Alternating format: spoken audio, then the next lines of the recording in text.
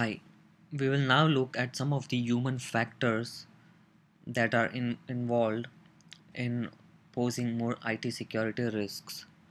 We believe that having a more secured system is more about strategy on utilizing the security controls that already exist.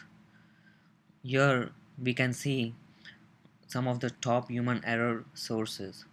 As we can see, there are 42% IT security risk because of end user failure to follow policies and procedures.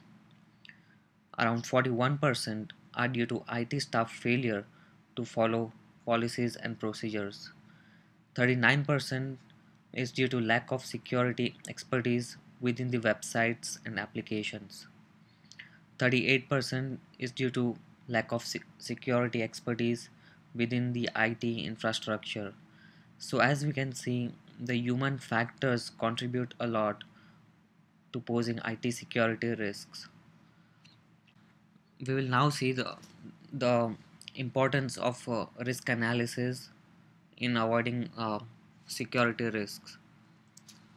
So, constant re-evaluation is required as the threat landscape is always changing. As we can see in the risk analysis matrix, the higher the severity of consequence, the probability of likelihood is also high.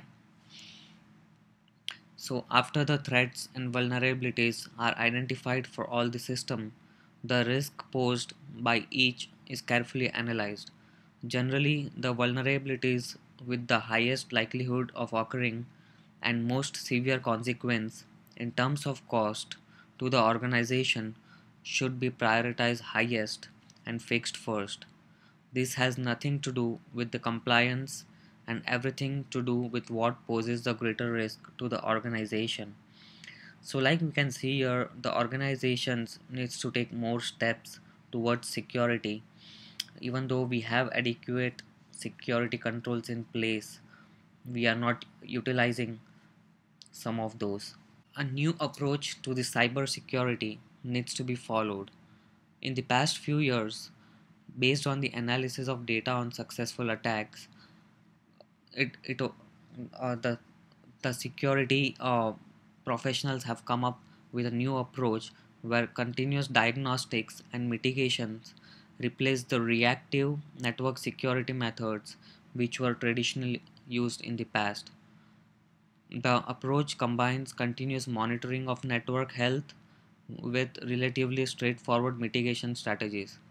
The strategies used in this approach reduce the opportunities for attack and force attackers to develop more sophisticated techniques or to give up on the target. In combination, continuous monitoring and mitigation strategies provide the basis for better cybersecurity. So, to conclude our debate, we would like to focus on some of the major factors that contribute to security risk. And one thing that we should know is that it's not the lack of security controls that are available, but it's more about how much we implement those security controls. Another factor is that the IT guidelines which are already existing needs to be followed, and the government policies needs to be evolved. So in the US, they might have different security policies for different states, but each and every state might have a different policy. So government policies need to be evolved. Companies need to invest more in the security, like in terms of allocating higher amount of budget, because whenever a security breach happens, if the companies want to fix the um if the company wants to fix their system, they are going to end up spending more money and at the cost of losing their uh, losing their goodwill in the market.